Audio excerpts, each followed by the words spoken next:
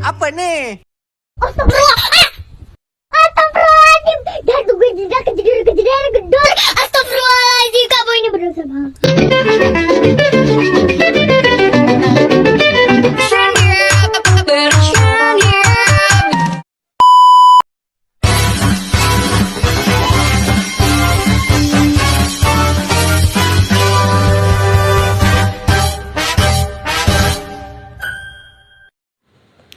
Assalamualaikum warahmatullahi wabarakatuh. Perkenalkan, nama saya Fitriani dengan NPM 2206110222. Saya merupakan prodi Pendidikan Sejarah Universitas Syekh Kuala. Baik, di sini saya akan mempresentasikan materi ajar saya dengan menggunakan media suai yang berjudul Kekuasaan VOC. Yang pertama, lahirnya VOC. Seperti penjelasan dari judul di atas, bahwa tujuan kedatangan orang-orang Eropa ke bangsa Timur antara lain untuk mendapatkan keuntungan dan kekayaan. Tujuan ini dapat dicapai setelah mereka menemukan rempah-rempah di Kepulauan Nusantara. Berita tentang keuntungan yang melimpah berkat perdagangan rempah-rempah itu menyebar luas. Dengan demikian, semakin banyak orang-orang Eropa yang tertarik pergi ke Nusantara. Mereka saling berinteraksi dan bersaing meraup keuntungan dalam perdagangan. Para pedagang atau perusahaan dagang Portugis bersaing dengan para pedagang Belanda, bersaing dengan para pedagang Spanyol, bersaing dengan para pedagang Inggris, dan seterusnya. Bahkan tidak hanya antar bangsa, antar kelompok atau kongsi dagang, dalam satu bangsa pun mereka saling bersaing. Oleh karena itu, untuk memperkuat posisinya di dunia timur, masing-masing kongsi dagang dari suatu negara membentuk persekutuan dagang bersama.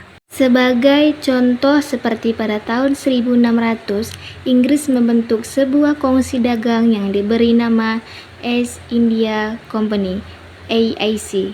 Kongsi dagang AIC ini, kantor pusatnya berkedudukan di Kalkuta, India.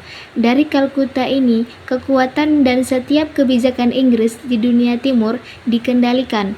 Pada tahun 1811, kedudukan Inggris begitu kuat dan meluas, bahkan pernah berhasil menempatkan kekuasaannya di Nusantara. Kongsi dagang Belanda ini diberi nama Verenigde Oost-Indisch Company atau VOC. Dapat disebut dengan Perserikatan Maskapai Perdagangan Hindia Timur atau Kongsi Dagang India Timur. VOC secara resmi didirikan di Amsterdam. Adapun tujuan dibentuknya VOC ini antara lain untuk yang pertama, menghindari persaingan yang tidak sehat antara sesama kelompok kongsi pedagang Belanda yang telah ada. Yang kedua, memperkuat kedudukan para pedagang Belanda dalam menghadapi persaingan dengan para pedagang negara lain.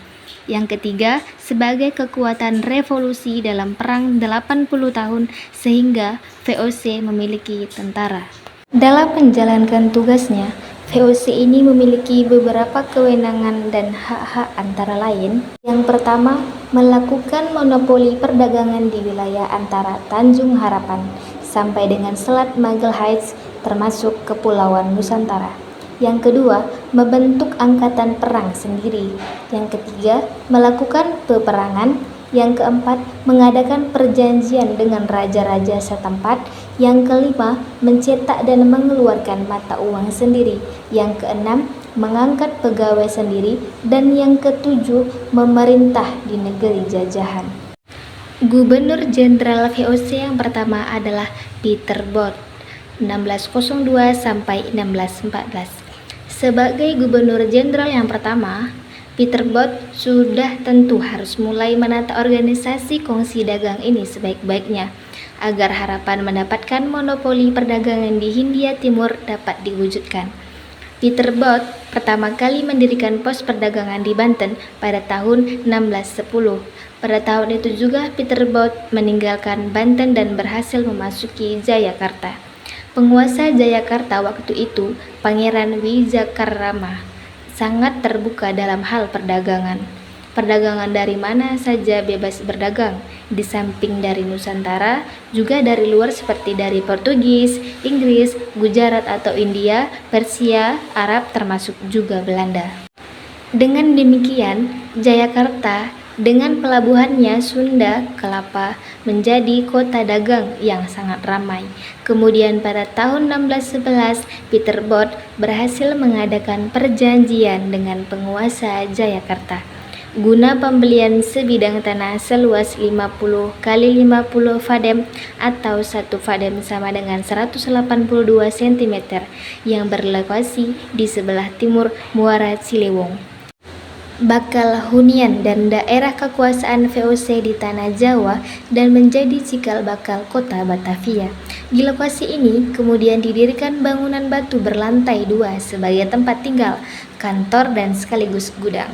Peter Both juga berhasil mengadakan perjanjian dan menanamkan pengaruhnya di Maluku dan berhasil mendirikan pos perdagangan di Ambon. Baik, cukup sekian presentasi dari saya. Dapat kita simpulkan, VOC didirikan pada tahun 1602 oleh pemerintah Belanda dengan tujuan utama untuk memonopoli perdagangan rempah-rempah di wilayah Nusantara dan menghindari persaingan dagang antara pedagang Belanda. Organisasi ini berperan sebagai perwakilan resmi pemerintah Belanda di wilayah Asia dan diberi wewenang khusus seperti hak untuk berdagang, berperang, membuat perjanjian, bahkan mendirikan pemerintah sendiri.